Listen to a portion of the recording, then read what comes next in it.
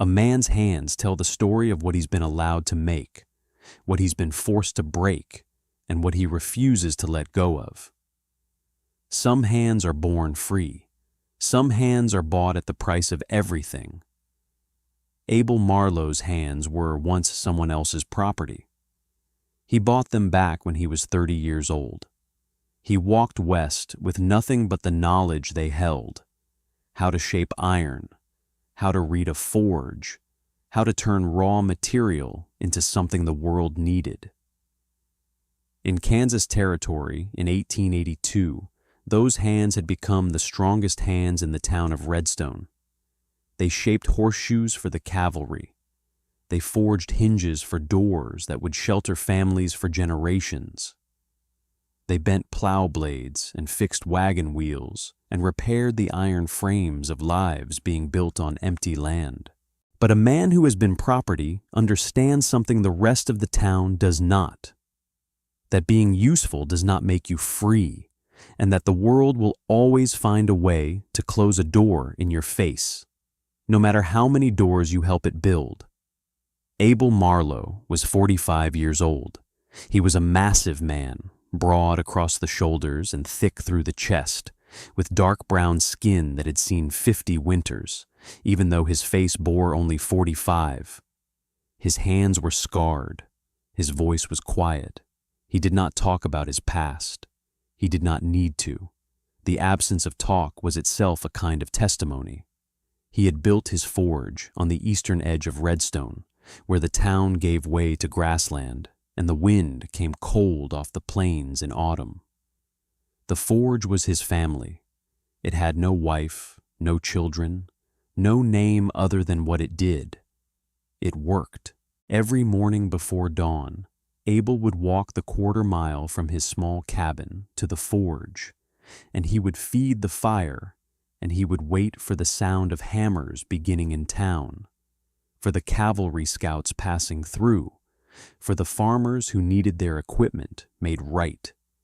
The forge would be hot by sunrise.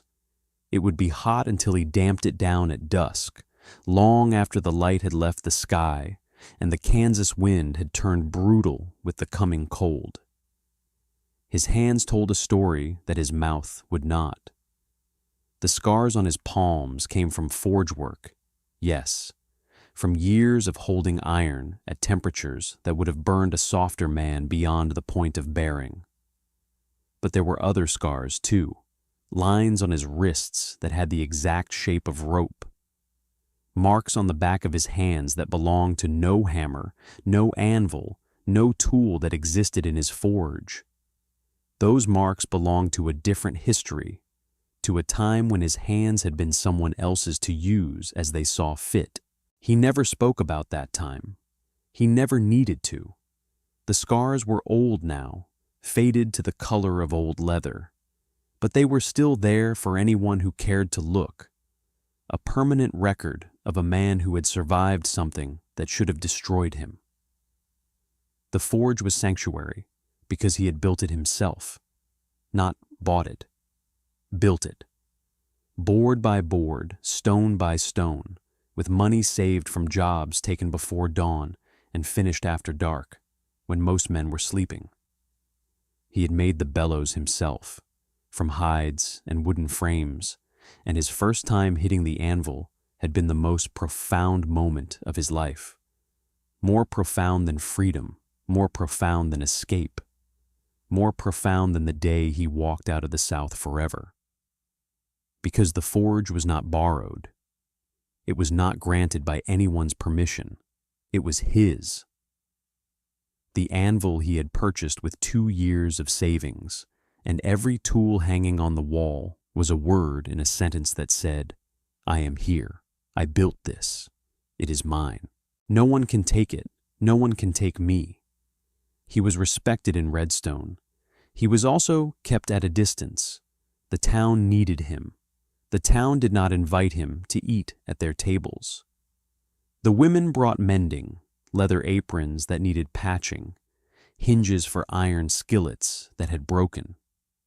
The men brought horses that needed shoeing, tools that needed sharpening, wagon frames that needed straightening, Nobody invited him to Sunday dinner.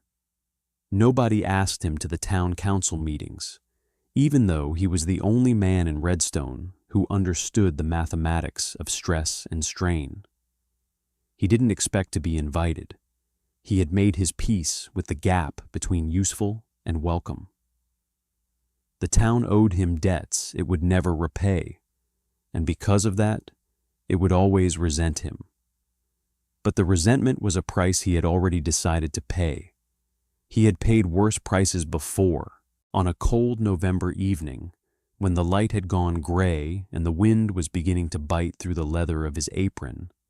Abel heard something outside the forge that he had never heard before.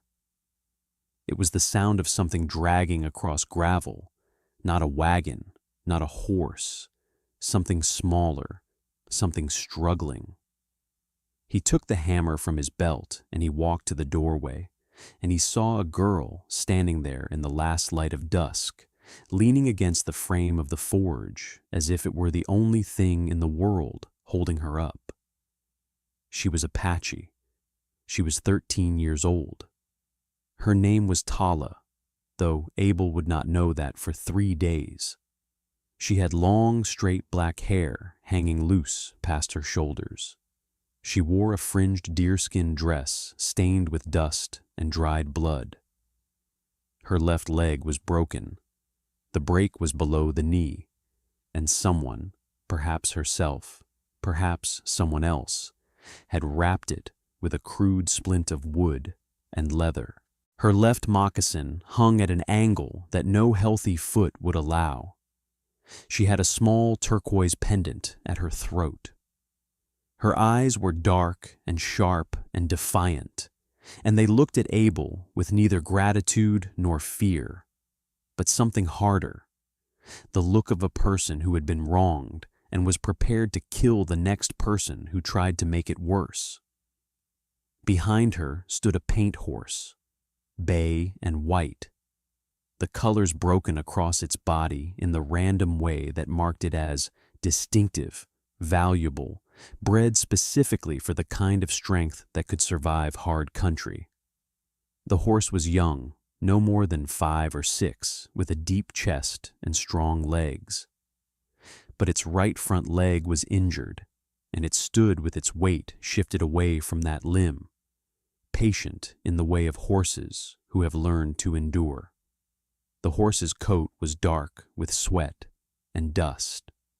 Its eyes were kind, and they followed Tala with an attention that suggested a bond formed over many miles and many hardships. The animal was nearly as broken as the girl, but like the girl, it had refused to lie down. "I'm not sending you away," Abel said.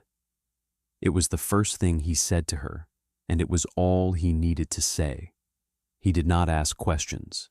He did not ask her name or where she was from, or what had happened to her leg. He simply moved toward her, and he said, "Come," and she came, leaning on a crutch made from a branch, moving with the careful aggression of someone who had learned to hurt on her own terms, and was prepared to do it again if mercy turned out to be another form of betrayal. Inside the forge, Abel built the fire higher. He had her sit on a bench by the anvil, and he began to examine her leg. His hands were gentle, but they were precise. He had shaped iron all his life. He understood the geometry of breaking and the mathematics of repair. Bone wasn't so different from iron. You found the break, the point where the material had failed under stress. You aligned the pieces. You held them in place until they knitted back together, strong enough to bear weight again. The break was clean, a fracture, not a shattering. Her skin was cold. The crude splint had been wrapped too tight, and the flesh below it was discolored with bruising. Abel did not look at her face while he worked. He did not want to see her pain, did not want to see himself reflected in her eyes as the bearer of more suffering. But he did not make it worse than it was. His hands were steady. His knowledge was old and practical and earned through years of working with materials that had been broken and had to be made whole again. He took strips of cloth and soft leather from a shelf behind the anvil. He had supplies kept there. He had lived long enough to know that injury finds its way to a forge, that people bring their broken things. He splinted her leg with the same care he used to fit the joints of a horseshoe. He wrapped it carefully, finding the balance between support and comfort, between holding the bone in place and allowing the blood to move. Tala watched his hands the entire time. Her jaw was locked, her body rigid, her eyes following the movement of his fingers with an intensity that bordered on violence. She was measuring him. She was deciding whether these hands meant harm. His hands told her the truth, that they knew how to be careful, how to understand pain without adding to it, how to hold something broken without crushing it further. By the time he finished wrapping the final binding, her breathing had slowed slightly. Her eyes had gone from measuring to watching. The decision had been made. These hands were not a threat. When he was finished, he said, "You can sleep here. There's a bedroll in the corner. There's water. There's bread." She nodded once. She did not thank him. She did not need to. Gratitude required a kind of vulnerability that neither of them was ready for. What had happened instead was something different. A mutual acknowledgement between two people who understood that survival sometimes meant accepting help from a stranger, and that accepting help required a kind of courage that had nothing to do with politeness.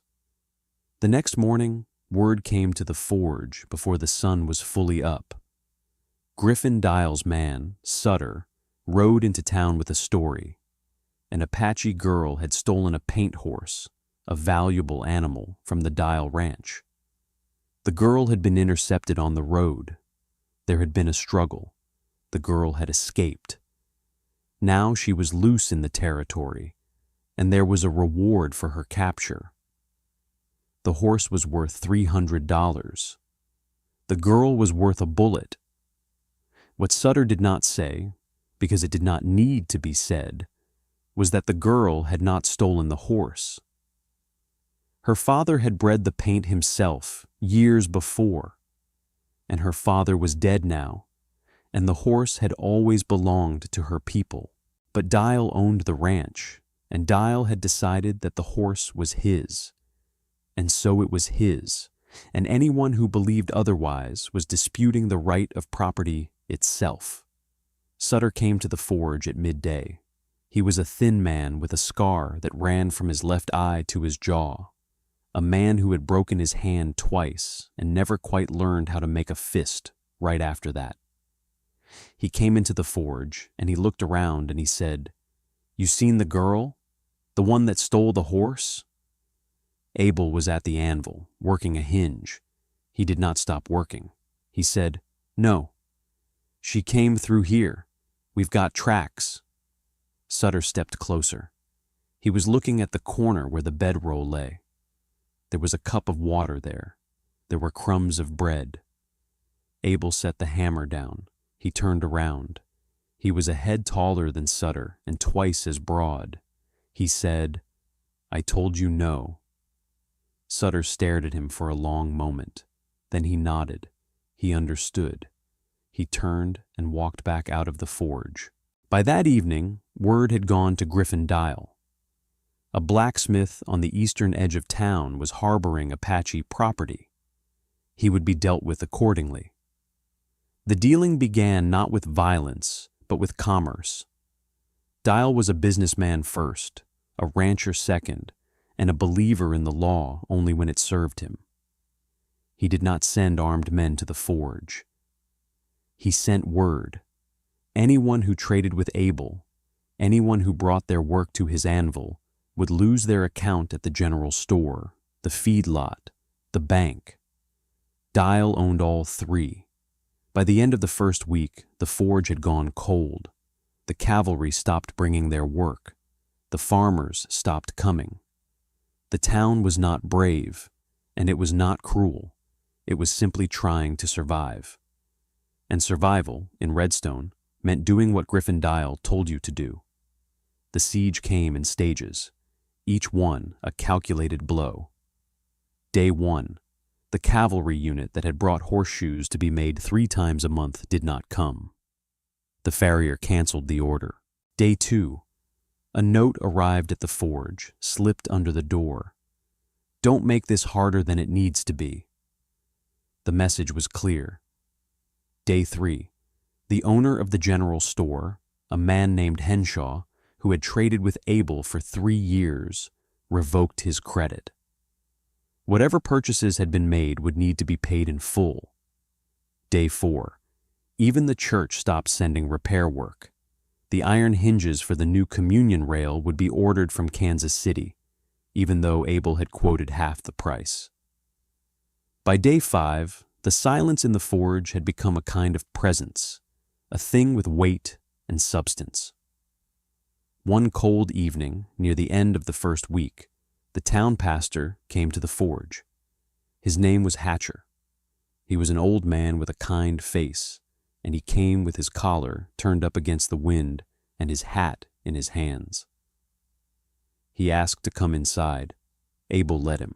The pastor looked around the cold forge, looked at the anvil that had not sung in 5 days, looked at Tala sitting by the dying fire, looked at Abel standing in the shadows. He said, "You've done a Christian thing, Abel, but sometimes Christian things have consequences that aren't Christian." He paused. "You could end this. You could give her to Dial. He'd let you go back to work. Nobody would blame you. You'd have everything back." Abel looked at the pastor for a long time. Then he said, "I've been given away before. Wasn't mercy then either. The person who bought me didn't want to own me because he was cruel. He wanted to own me because he believed he had the right. Every time he said, 'This is mercy, I'm treating you better than you deserve.'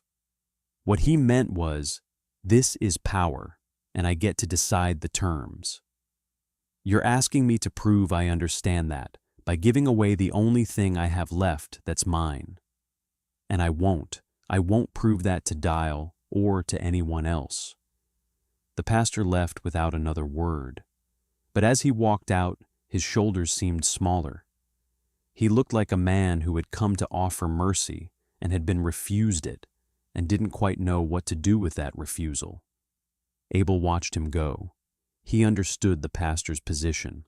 The pastor was afraid. Fear was a thing Abel had learned to live with a long time ago. Fear and hope were different things, and one of them could be chosen and the other couldn't. Subscribe to Western Hearts and Honor so you never miss the next story. There are more like this one waiting. The worst part wasn't the cold or the hunger, though both came in their time. The worst part was the silence. A forge is supposed to ring. The anvil is supposed to sing. When metal is heated and shaped and struck, the sound that comes out is the sound of transformation, of something broken being made whole. When the fire dies and the hammer stops, the silence is a kind of death. It's the sound of purpose ceasing. Abel sat on his stool in the cold forge, and he listened to nothing.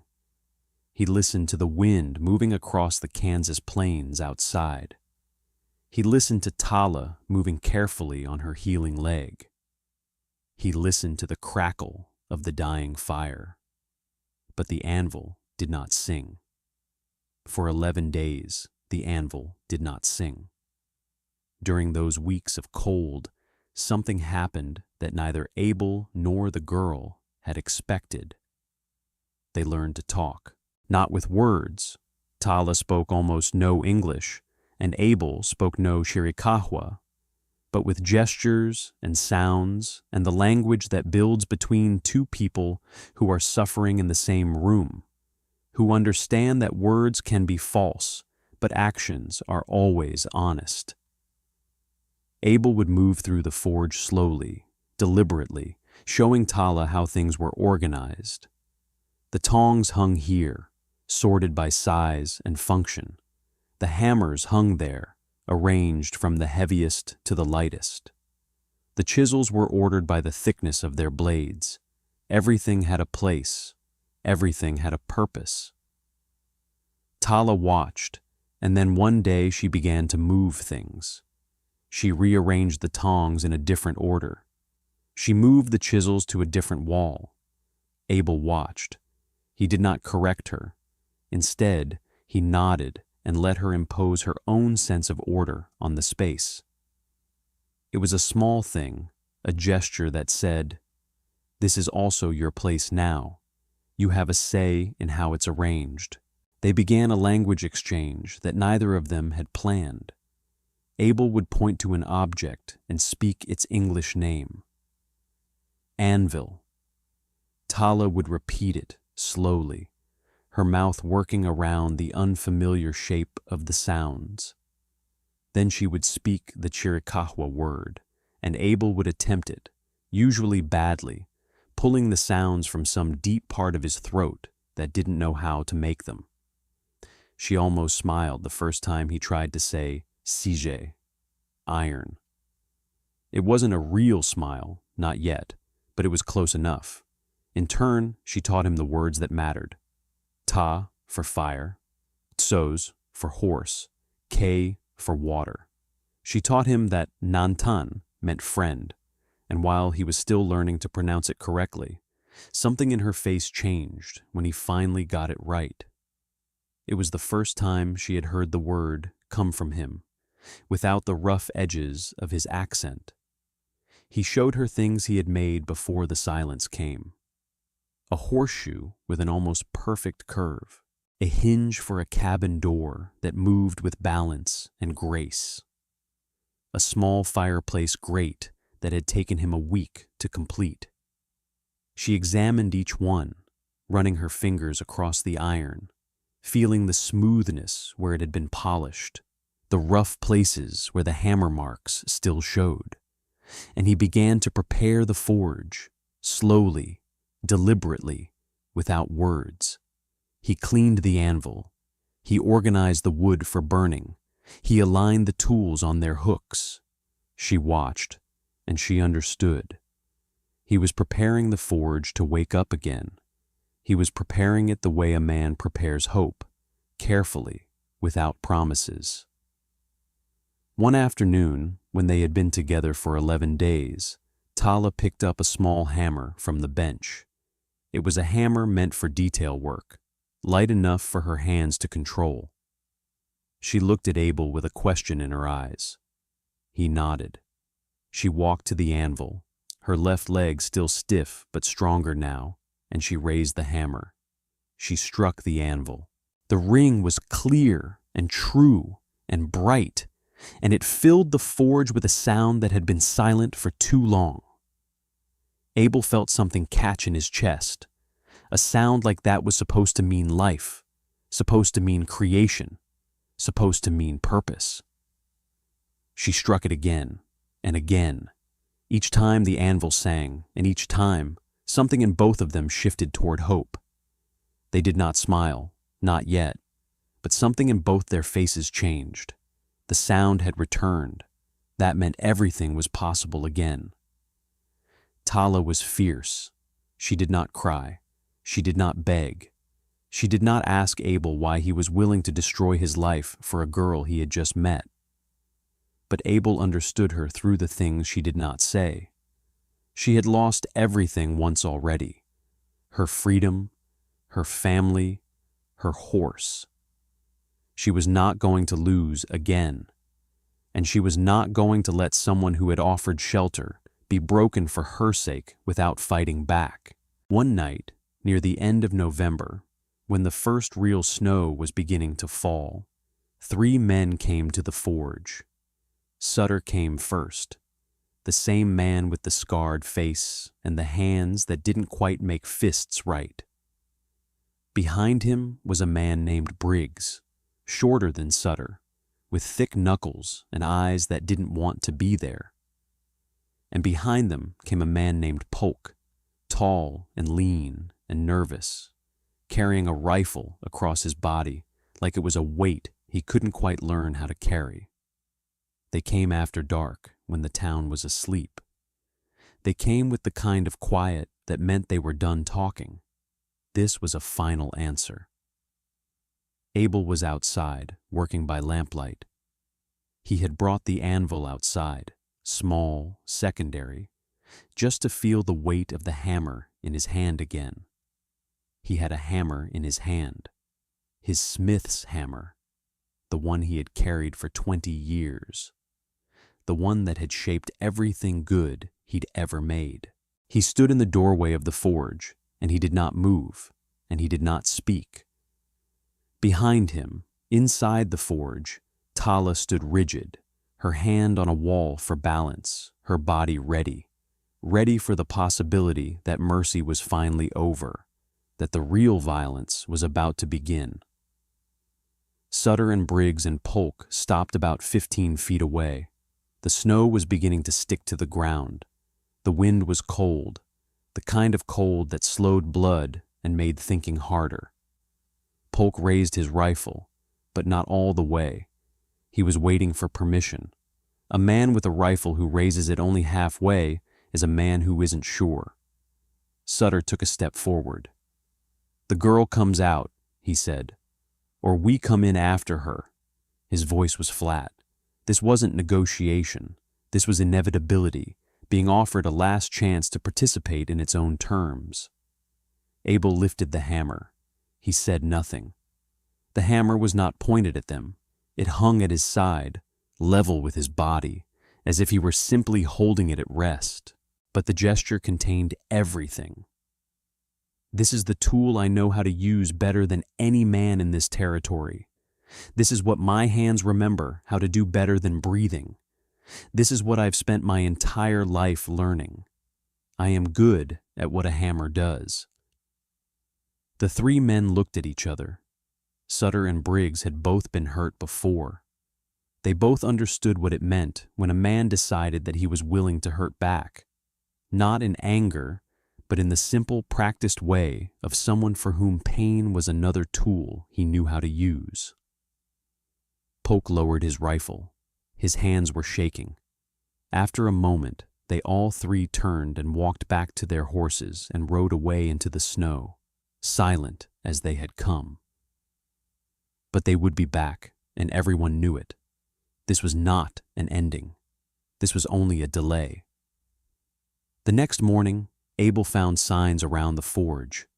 Tracks, not from boots, but from moccasins. Someone had been watching the confrontation, watching Sutter and Briggs and Polk leave without the girl. The tracks led east toward the grasslands, and there were many of them, not a patrol, but a presence, a witness. On the step of the forge, someone had left a bundle of dried meat wrapped in cloth. Tala saw it first. She picked it up and she turned to Abel with something close to a smile on her face.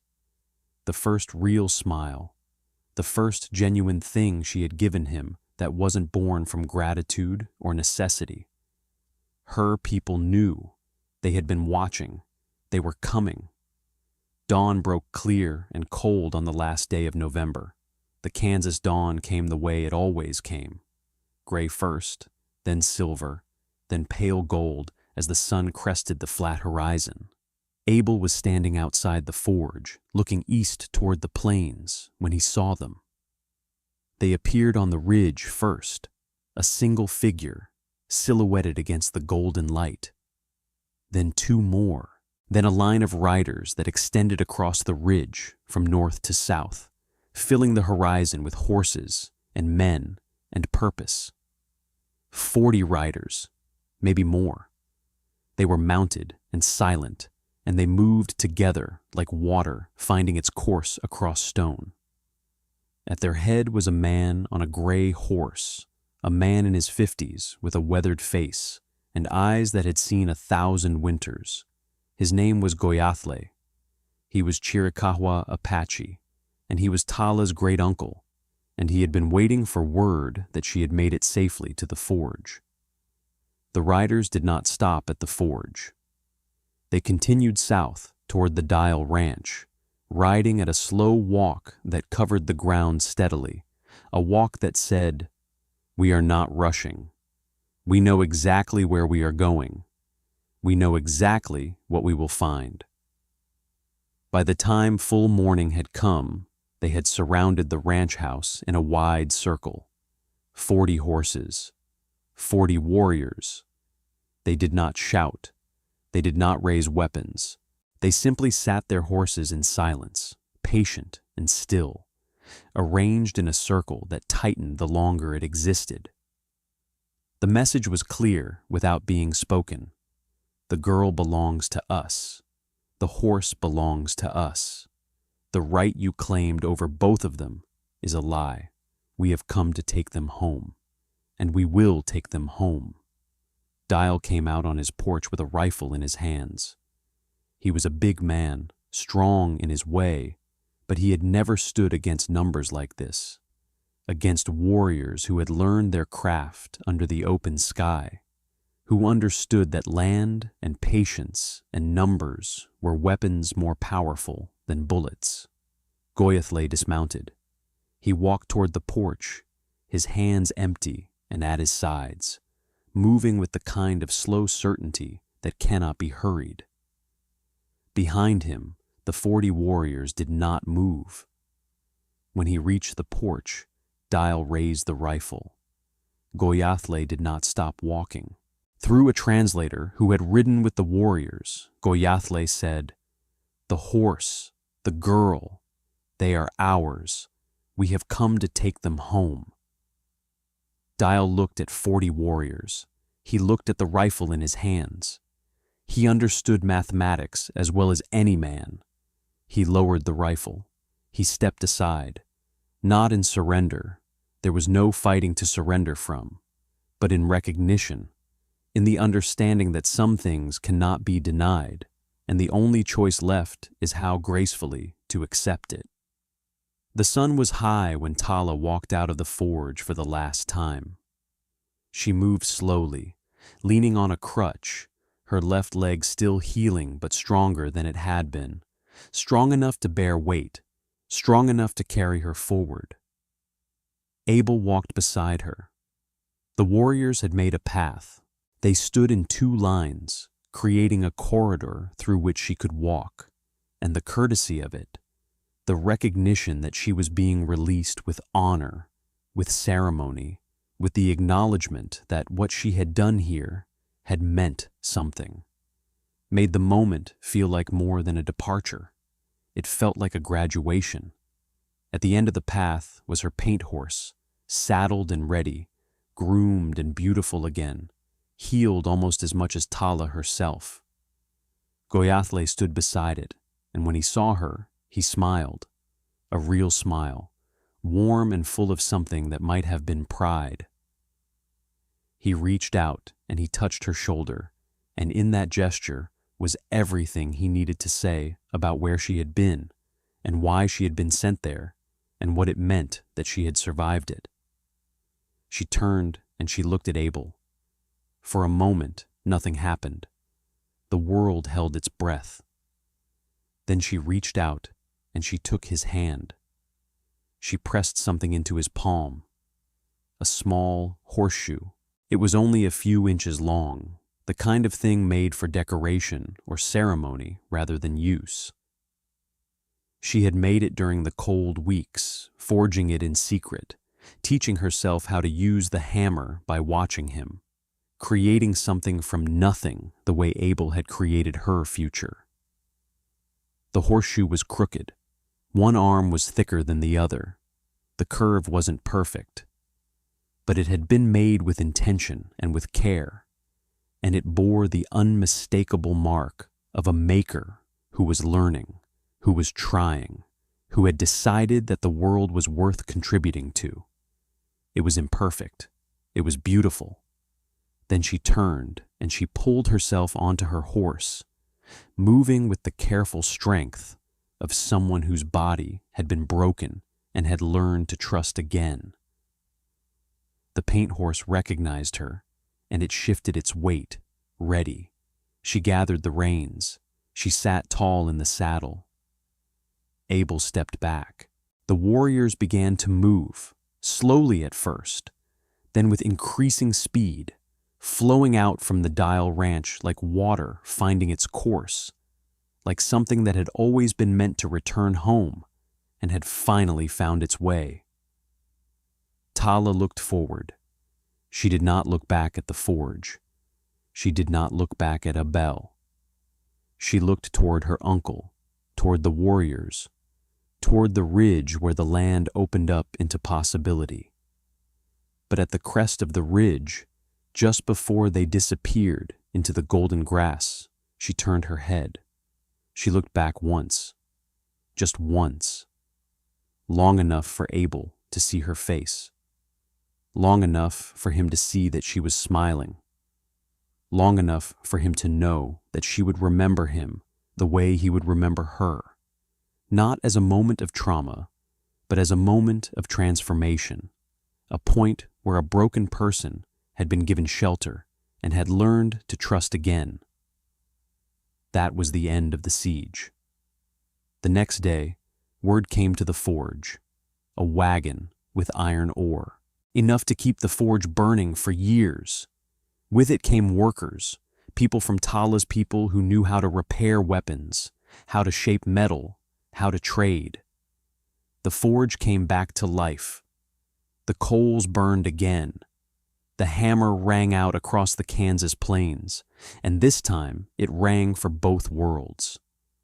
No one in Redstone ever forgot what had happened, and no one ever shut the door on Abel Marlowe's forge again.